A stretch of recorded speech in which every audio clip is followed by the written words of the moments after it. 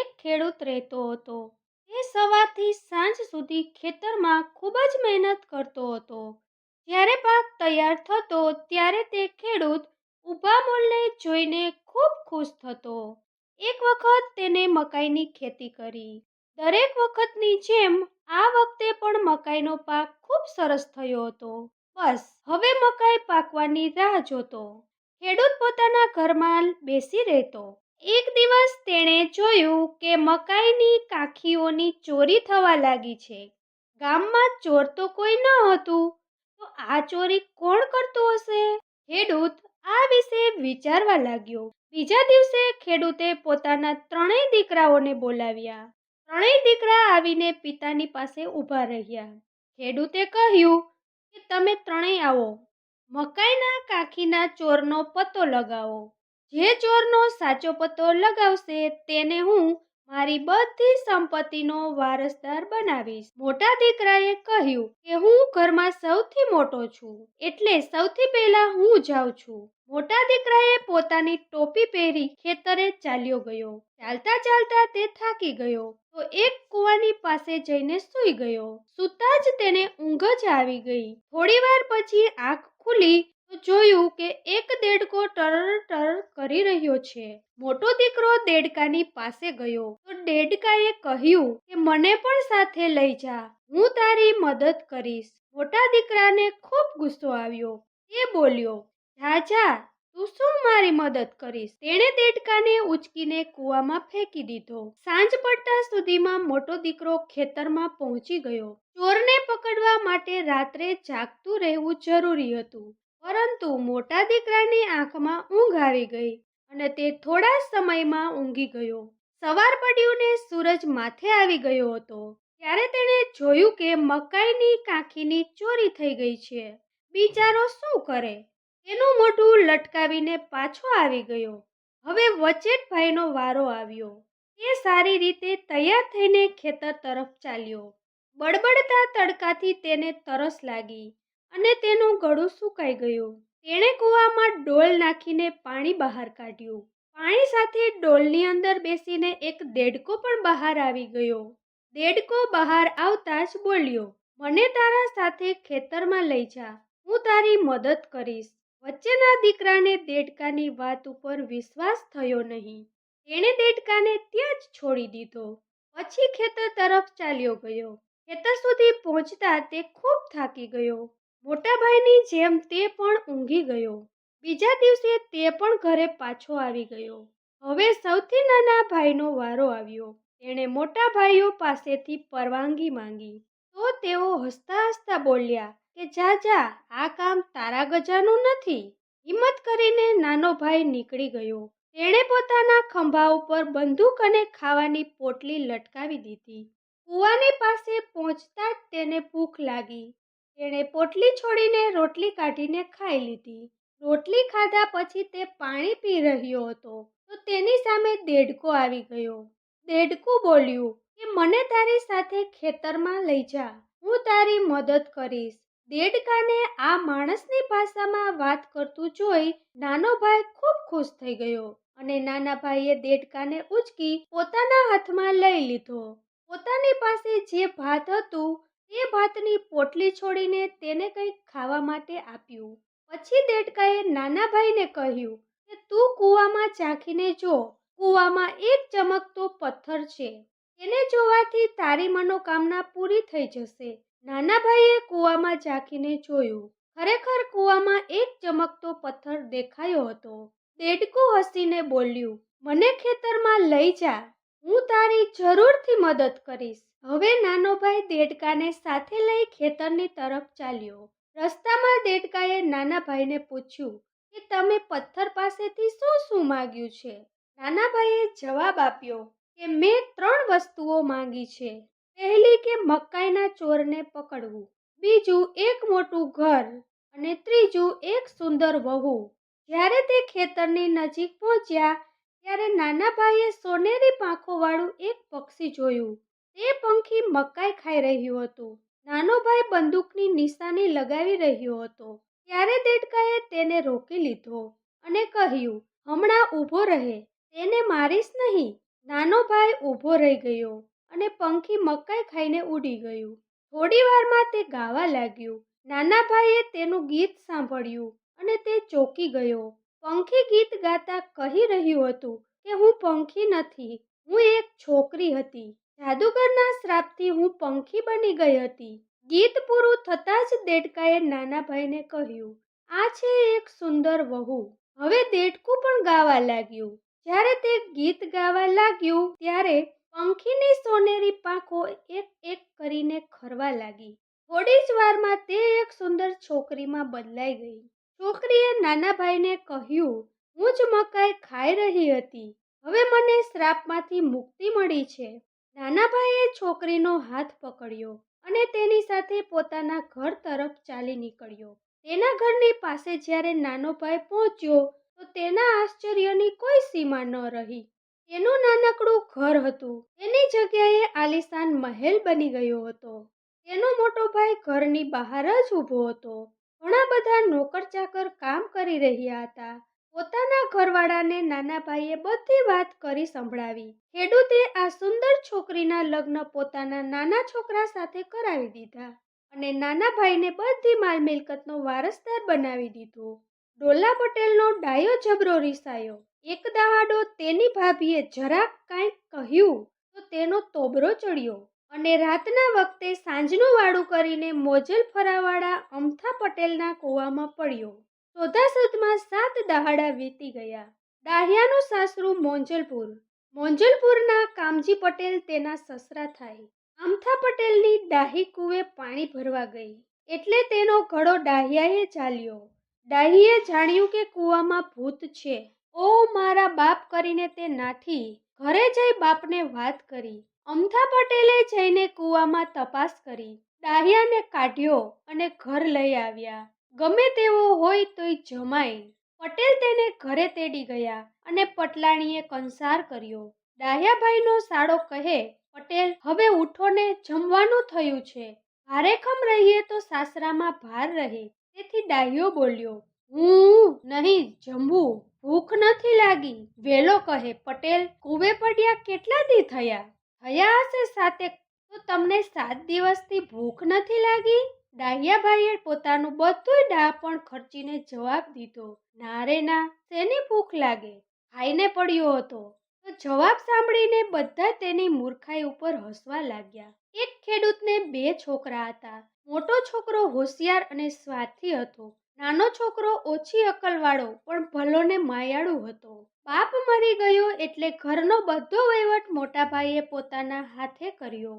મા તથા નાના ભાઈને ઘરે રાખી જાણે તેના ઉપર ઉપકાર કરતો હોય તેમ બતાવવા લાગ્યો. નાના ભાઈ બિચારો મૂંગા મોઢે ખેતરમાં કામ કર્યા કરતો. થોડા વખત પછી મોટા ભાઈનો લોભ વધ્યો. તેણે તો ઘર અને ખેતર એકલાએ જ પચાવી પાડવાનો નિર્ણય કર્યો. નાના ભાઈને બોલાવીને સંભળાવી દીધું કે આજથી તારે આ ઘર છોડીને ચાલ્યા જવું. મજૂરી કરીને તું તારું ફોડી લેજે. આ શબ્દોથી નાના ભાઈને ખૂબ જ દુઃખ લાગ્યું. જે થોડું ઘણું પોતાનું હતું તે લઈને માની રજા લેવા ગયો. માથી આ અન્યાય સહન ન થયો. તારો ભાઈ આટલો નિર્દય છે તો મારે પણ તેના ઘરમાં નથી રહેવું. હું પણ તારી સાથે આવું છું. એમ કહી મા પણ નાના છોકરા સાથે જવા તૈયાર થઈ ગઈ. ગામ બહાર નીકળી ચાલતા ચાલતા સાંજ પડી ત્યારે એક મોટા ગામના પાદરે ડુંગરની તળેટીમાં એક ખાલી ઝૂંપડી પડી હતી. ત્યાં બંને જણ આવી પહોંચ્યા અને રાતવાસો ત્યાં જ કર્યો. સવારના પહોરમાં છોકરો વહેલો ઉઠ્યો અને જંગલમાં લાકડા કાપવા ગયો. સાંજ પડતા પહેલા ઘણા લાકડા કાપ્યા અને મોટો ભારો બાંધી પાસેના ગામમાં વેચવા ગયો.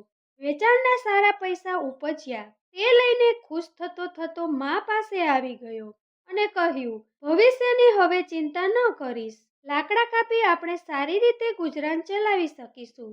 બીજા દિવસે તે કુલ્હાડી ખંભે નાખી લાકડા કાપવા નીકળી ગયો અને સારા લાકડાની શોધમાં તે આગળ નીકળી ગયો. ત્યાં તેને જંગલમાં પથ્થરમાંથી કોતરેલો મોટો સિંહ જોયો. એણે વિચાર્યું કે જરૂર આ જંગલના દેવીની મૂર્તિ હશે. કાલે તેને જરૂર કંઈક ભેટ ધરાવીશ. તેથી મારું નસીબ આવી જ રીતે જોર કરે. લાકડા વેચી જે પૈસા મળ્યા તેમાંથી તેણે થોડું ઘી, દીવો કરવા રૂ અને કોડિયા લઈ આવ્યો. બીજા દિવસે જંગલમાં જઈ તેણે તો સિંહની મૂર્તિ આગળ 2 કોડિયામાં દીવો કર્યો અને નમસ્કાર કરી પ્રાર્થના કરી કે મારું સૌભાગ્ય કાયમ રહે. લાકડા વેચીને હંમેશા આવા પૈસા જ પેદા કરું. છોકરો આવી પ્રાર્થના કરતો હતો ત્યાં તો સિંહે મોં ઉઘાડ્યું. એ જોઈને છોકરો તો બિચારો સ્તબ્ધ થઈ ગયો. સિંહે ગળામાંથી ખોખરો અવાજ કાઢીને પૂછ્યું, તું અહીં શું કરે છે જંગલમાં? છોકરાએ કહ્યું કે મારા મોટા ભાઈએ મને ઘરમાંથી કાઢી મૂક્યો એટલે મારી મા સાથે આ જંગલમાં રહું છું. લાકડા કાપી તે વેચીને પેટ ભરું છું. તમને આ વનમાં દેવતા જાણી મારા સારા નસીબ માટે ઉપકાર માનવા આવ્યો છું. સિંહ બોલ્યો, આવતીકાલે એક મોટી ડોલ લાવજે. તારે જોઈએ તેટલા પૈસા તને આપીશ. છોકરાએ તો સિંહનો ઘણો જ ઉપકાર માન્યો. પછી લાકડાનો ભારો શહેરમાં લઈ તે વેચ્યો તો ખૂબ પૈસા મળ્યા. તેમાંથી તેણે એક મોટી ડોલ ખરીદી. બીજા દિવસે સવારે ડોલ લઈને તે પથ્થરના સિંહ આગળ ગયો અને મૂર્તિને પ્રણામ કર્યા. હવે હું કહું તે પ્રમાણે કર, સિંહે કહ્યું. ડોલ મારા મોઢા નીચે રાખ એટલે મારા મોઢામાંથી સોનાના સિક્કા પડશે. પણ જેવી ડોલ ભરાઈ જાય કે તરત મને જાણ કરજે. એક પણ સિક્કો નીચે ન પડવો જોઈએ. છોકરાએ સિંહના કહ્યા પ્રમાણે ડોલ બરોબર સિંહના મોઢા નીચે ધરી તો સોનાના સિક્કાનો ધોધ પડવા માંડ્યો. જેવી ડોલ ભરાવા આવી કે તરત જ છોકરાએ સિંહને ખબર કરીને એકદમ ધોધ અટક્યો. આ કિંમતી ભેટ માટે છોકરાએ સિંહને ખૂબ ઉપકાર માન્યો અને ખુશ થતો માને વધામણી આપવા દોડ્યો. પહેલા તો આટલી બધી દોલત જોઈને માં જરા ગભરાઈ ગઈ, પણ પછી બધી હકીકત જાણી ત્યારે તેને આનંદનો પાર ન રહ્યો. બીજા દિવસે છોકરાએ પડોશીનું એક મોટું ખેતર ખરીદ્યું. ત્યાં એક સારું ઘર બંધાવ્યું. ગાય ભેંસો પણ રાખ્યા. બંને મા દીકરો સંતોષથી સુખી રહેવા લાગ્યા. નાના ભાઈને આમ ઓચિંતો પૈસાદાર બનેલો સાંભળીને મોટા ભાઈને કુતૂહલ થયું કે એને એવો તે શો ધંધો કરીને આટલા બધા પૈસા એકઠા કર્યા હશે. નાના ભાઈને મળવાનો અને તેને શોધી કાઢવાનો તેણે નિર્ણય કર્યો અને પોતાની સ્ત્રીને લઈને બીજા દિવસે સવારે નાના ભાઈના ઘર તરફ નીકળી પડ્યો. નાનો ભાઈ તો ખેતરે ગયો હતો. માએ બંનેને જોઈ સારો આવકાર આપ્યો. સાંજ પડતા નાનો ભાઈ ઘરે આવ્યો. મોટા ભાઈને જોઈને તેને પણ ખૂબ જ આનંદ થયો ને ગઈ ગુજરી ભૂલી ગયો. પછી મોટા ભાઈના આગ્રહથી તેને પોતે પૈસાદાર કેવી રીતે થયો તે હકીકત ખુલ્લા દિલથી કહી સંભળાવી અને મોટા ભાઈને તે જ પ્રમાણે પોતાનું નસીબ અજમાવવાની સલાહ આપી. ભાઈ ભાભી ઘરે જવા નીકળ્યા. ઘરે પહોંચતા જ પૈસાદાર બનવાનો સહેલો ઉપાય અમલમાં મૂકવાનો નિર્ણય કર્યો. મોટા ભાઈએ આખું ગામ શોધી વળી એક મોટામાં મોટી ડોલ ખરીદી. સાથે કોડિયા, ઘી વગેરે લઈ એ પણ પથ્થરના સિંહના દર્શન કરવા ગયો. ત્યાં જઈ કોડિયામાં ઘી પૂરી દીવો કર્યો અને સિંહને પ્રાર્થના કરી કે પોતાનું નસીબ પણ સુધારે. કોણ છે? સિંહે પૂછ્યું. તારી શી ઈચ્છા છે? થોડા દિવસો પહેલા તમારી પાસે જે યુવાન આવ્યો હતો તેનો હું મોટો ભાઈ છું. તમે જે પ્રમાણે તેની મદદ કરી તેવી જ મદદ એની સલાહથી હું તમારી પાસે માંગવા આવ્યો છું. ઠીક, સિંહે જવાબ આપ્યો. તારી ડોલ મારા મોઢા નીચે રાખ. અંદર સોનાના સિક્કા પડશે, પણ જેવી ડોલ ભરાઈ જાય તેવી મને ખબર કરવી. એક પણ સિક્કો નીચે ન પડવો જોઈએ, નહીતર પરિણામ ખરાબ આવશે. મોટા ભાઈએ તો ખૂબ જ ચાતુરતાથી ડોલ સિંહના મોઢા નીચે મૂકી. મૂકતાના સાથે સોનાના સિક્કા પડવા લાગ્યા. આટલું બધું સોનું જોઈને તેના મોંમાં પાણી આવ્યું. એને તો વારંવાર ડોલને હલાવવા માંડી કે સિક્કા બરોબર ખીસોખીસ ભરાઈ જાય. વધારે મળવાના લોભમાં ડોલ ભરાઈ ગઈ, છતાં તેને ના કહેવાનું મન ન થયું. ડોલ છલોછલ ભરાઈ ગઈ ને એક સિક્કો નીચે ગબડી પડ્યો. સિક્કો નીચે પડતા સોનાની ધાર અટકી પડી. સિંહે ખોખરા અવાજમાં કહ્યું કે એક મોટો સિક્કો મારા ગળામાં ભરાઈ રહ્યો છે. તારો હાથ અંદર નાખી તે બહાર કાઢી લે. મોટા ભાઈએ તો તે સાંભળતા જ સિક્કો લેવાના લોભે હાથ અંદર નાખ્યો. જેવો હાથ અંદર ગયો કે સિંહે પોતાનું મોઢું બંધ કરી દીધું. એને હાથ ખેંચીને બહાર કાઢવા ઘણા ફાંફા માર્યા, પણ સિંહના પથ્થરના જડબા એવા મજબૂત હતા કે તેનું કશું જ વળ્યું નહીં. પેલાએ ઘણી આજીજી કરી, પ્રાર્થના કરી, પણ સિંહે તો પથ્થરની મૂર્તિ જ બની ગયો હતો એટલે સામે શું કામ આવે. ડોલમાં નજર કરી તો સોનાના સિક્કાના બદલે ધૂળના ઢેફા જોયા. એટલે તો તેના દુઃખનો પાર ન રહ્યો. સાંજ પડી છતાં ઘરે ન આવ્યો.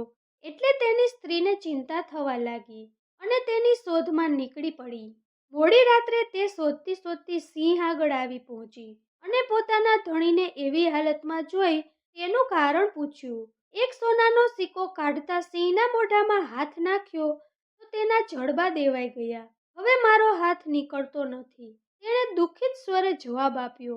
આ સાંભળી સ્ત્રી ખૂબ રડવા માંડી. સિંહને ઘણી આજીજી કરી અને કાલાવાલા કર્યા, પણ એનુંય કંઈ વળ્યું નહીં. આખરે તે થાકીને ઘરે પાછી ફરી અને ધણીના માટે થોડું ખાવાનું લઈ ગઈ. ઘણા દિવસ સુધી આવી જ રીતે પોતાના ધણી માટે ખોરાક લઈ જવા માંડી. ઘરે કોઈ ધંધો સંભાળનાર રહ્યું નહીં, એટલે ઘરમાં જે થોડા ઘણા પૈસા પડ્યા હતા તેમાંથી તેની સ્ત્રી પોતાના પતિનું અને છોકરાનું ગુજરાન કરવા લાગી. ધીમે ધીમે ઘરનું બધું વેચી નાખ્યું. એક વખત એવો આવ્યો કે ખાવાના પૈસા પણ ન રહ્યા. સ્ત્રી તો ધણી પાસે આવીને રડી પડી અને કહ્યું કે આજે તો ઘરમાં ફૂટી બદામ પણ નથી, એટલે કંઈ જ ખાવાનું લાવી શકી નથી. આ સાંભળીને સિંહને ખૂબ જ હસવું આવ્યું અને મોટેથી હા હા હા કરવા માંડ્યું. હસવાને માટે તેણે જડબા ઉઘાડ્યા. તે પાછા દેવાય તે પહેલા તો મોટા ભાઈએ હાથ ખેંચી લીધો. પછી છોકરાને લઈને બંને જણ નાના ભાઈને ત્યાં ગયા. બધી હકીકત જણાવી. નાના ભાઈએ મોટા ભાઈને લોભ કરવા માટે ઠપકો આપ્યો અને દયા લાવીને પાસેના ખેતર ખરીદવા જેટલા પૈસા આપ્યા. મોટા ભાઈ સહપરિવાર ત્યાં સાધારણ સ્થિતિમાં રહેવા લાગ્યો. નાનો ભાઈ દિવસે ને દિવસે વધારે ને વધારે ધનવાન થવા લાગ્યો અને ખાઈ પીને મજા કરી. એક ગામમાં બે પડોશીઓ રહેતા હતા. બેમાંથી કુબેર પૈસાદાર, અભિમાની અને કંજૂસ હતો. બીજો શંભુ ગરીબ છતાં દયાળુ ને ઉદાર દિલનો હતો. એક દિવસ શંભુના ઘરમાં કોઈ ચકલા ચકલીએ માળો બાંધ્યો હતો. એક દિવસ ચકલો ચકલી ખાવાની શોધમાં બહાર ગયા હતા. ત્યાં ચકલીનું એક બચ્ચું માળામાંથી પડી ગયું ને તેનો પગ ભાંગી ગયો. શંભુ ઘરે આવ્યો તો તેણે ઉંબરામાં જ બચ્ચાને તડફડિયા ખાતું જોયું. તે ધીમેથી બચ્ચાને ઉપાડી ઘરમાં લઈ ગયો. એક મજબૂત દોરી વડે તેનો પગ બાંધ્યો અને સંભાળીને તેને માળામાં મૂકી દીધું. ખરેખર તો તે બચ્ચું ચકલીના વેશમાં પરી હતું. જ્યારે તે મોટું થયું અને ઉડતા શીખ્યું ત્યારે તે ચાંચમાં થોડા દાણા લઈ આવ્યો. શંભુ બેઠો બેઠો કામ કરતો હતો. પેલી ચકલી તેની સામે જઈને બેઠી અને દાણા તેની આગળ નાખ્યા. પછી ચીંચી કરતી બોલી, તારા દયાના બદલામાં આ દાણા લાવી છું. તારા વાડામાં તું નાખજે, પછી જોજે કે શું ઉગે છે. આટલું કહી ચકલી ઉડી ગઈ. શંભુને તો ચકલીને આવી રીતે બોલતી જોઈ સાંભળીને ખૂબ જ નવાઈ લાગી અને તે મનમાં વિચાર કરવા લાગ્યો કે આટલા દાણાની કોઈ બહુ કિંમત નહીં ઉપજે, પણ એટલું તો બતાવી આપે છે કે એક નાનું પંખીડું પણ ઉપકારવશ થઈ શકે છે. આ દાણા વાવી તો જોઉં શું થાય છે, જોઈએ. તેણે તો ઘરના આંગણામાં જ દાણા વાવ્યા અને થોડા વખતમાં તે દાણા ઉગી નીકળ્યા. 1-2 મહિના થયા તો દાણા ફૂટવા લાગ્યા. થોડા વખતમાં તે પૂરેપૂરા ઉગી નીકળ્યા. પરંતુ તેણે દાણા ભરેલા ડુંડા ઉગવાના બદલે જ્યારે તે રત્ન ભરેલા જોયા ત્યારે તો શંભુના અચંભાનો પાર જ ન રહ્યો. એ તો ખુશ થઈ ગયો. તેણે બધા રત્નો એકઠા કર્યા અને પાસેના ગામમાં જઈને મોટી કિંમતે વેચ્યા. થોડા સમયમાં તો શંભુ પૈસા ટકે સુખી થઈ ગયો. કુબેરે જ્યારે શંભુને એકાએક ધનવાન થયેલો જોયો તો તેને નવાઈ લાગી ને તેનું કારણ શોધવાની ઈચ્છા થઈ. શંભુને પૂછતા જે હકીકત બની તે કહી. બન્યું એવું કે તે વખતે કુબેરને ત્યાં પણ ચકલીએ માળો બાંધ્યો હતો. ચકલો ચકલી જ્યારે ચણચ શોધવા નીકળ્યા ત્યારે કુબેરે નિસરણી ઉપર ચડીને ચકલીના એક બચ્ચાને માળામાંથી નીચે ફેંકી દીધું. પછી નીચે ઉતરીને તેના પગને દોરી વડે બાંધી દીધા. ફરીથી માળામાં મૂકી આવ્યો, પણ મૂકતા પહેલા કહ્યું કે હું આશા રાખું છું કે આનો બદલો મને જરૂર મળશે. એ ચકલી જ્યારે મોટી થઈ ત્યારે એક દિવસ ઉડતી ઉડતી કુબેરની પાસે આવીને બેઠી અને ચીંચી કરીને થોડા દાણા ચાંચમાંથી વેર્યા અને બોલી, તારી દયાના બદલામાં આ દાણા લાવી છું. તારા બાગમાં ઉગાડજે, પછી જોજે કે શું ઉગે છે. કુબેર તો આ સાંભળી ખુશ થઈ ગયો અને મનમાં વિચારવા લાગ્યો કે થોડા વખતમાં મને પણ સુંદર રત્નો મળશે. તેણે તો બાગમાં ખૂબ કાળજીથી ક્યારો બનાવ્યો અને સારી રીતે ખાતર નાખીને પેલા દાણા વાવ્યા. રોજ સવારે વહેલો ઉઠીને છોડ જોવા જાય. છોડ વધતો જાય તેમ તેની કાળજી વધારે રાખતો જાય. દાણા ફૂટ્યા અને ઝડપથી ઉગવા માંડ્યા. એક દિવસ સવારે જઈને જોવે તો રત્નોને બદલે ક્યારામાં એને એક ભયંકર આકૃતિનો પુરુષ જોયો. તેની બગલમાં હિસાબના ચોપડા હતા. કુબેર તો ખૂબ ગભરાઈ ગયો. તેણે પેલા પુરુષને પૂછ્યું, તું કોણ છે? ગયા જન્મમાં તે મારું પુષ્કળ દેવું કર્યું હતું. આજે તારી પાસેથી એ લેણું વસૂલ કરવા આવ્યો છું. એમ કહીને પેલા પુરુષે તો કુબેરની બધી મિલકત જપ્ત કરી લીધી. કુબેર પૈસાદાર મટીને ગરીબ બની ગયો. એક દિવસ શંભુ બહારગામ જવાનો હતો. તેણે એક સોનામહોરની કોથળી કુબેરને સાચવવા આપીને કહ્યું, હું આવું ત્યાં સુધી આ સંભાળજે. કુબેર લોભી તો હતો જ, તેમાં ગરીબાઈએ વધારે બનાવ્યો. તેણે તો કોથળીમાં કાણું પાડીને બધી સોનામહોરો કાઢી લીધી અને તેમાં કાકરા ભરીને બરોબર સીવી લીધી. જ્યારે શંભુ પાછો ફર્યો ત્યારે કુબેરે તેને કોથળી આપી. પછી શંભુ જેવો અંદર જોવા જાય તો તેમાં કાકરા જોયા. આમ કેમ? મેં તો તને સોનામહોરથી ભરેલી થેલી આપી હતી ને? કુબેર તો જાણે નવાઈ પામ્યો હોય તેવું મોઢું કરીને બોલ્યો, મિત્ર, સોનામહોરના કાકરા બની ગયા. શંભુને લાગ્યું કે વધારે કહેવામાં ફાયદો નથી. એ તો કોથળી લઈને મૂંગે મૂંગો ઘરે ગયો. થોડા વખતમાં જાણે કંઈ બન્યું જ નથી તેમ વાત ભૂલાઈ ગઈ. થોડા સમય પછી કુબેરને બહારગામ જવાનું થયું. પોતાના નાના છોકરાને શંભુને સોંપીને મુસાફરીએ નીકળ્યો. શંભુએ એક વાંદરાનું બચ્ચું પાડ્યું અને તેને બોલતા શીખવાડ્યું કે બાપા હું તો વાંદરો બની ગયો, બાપા હું તો વાંદરો બની ગયો. કુબેર જ્યારે પાછો આવ્યો ત્યારે શંભુની પાસે પોતાનો દીકરો માંગ્યો. શંભુએ પેલો વાંદરો લાવીને તેના હાથમાં મૂક્યો. આ શું, મારો દીકરો ક્યાં? વાંદરાએ તો જવાબ આપ્યો કે બાપા હું તો વાંદરો બની ગયો, બાપા હું તો વાંદરો બની ગયો. કુબેર આથી ખૂબ જ ગુસ્સે થયો. શંભુ સાથે ખૂબ જ લડ્યો, પણ કંઈ વળ્યું નહીં. આખરે જ્યારે ચોરેલી સોનામહોરો પાછી આપી ત્યારે જ છોકરો મળ્યો. ધન્યવાદ.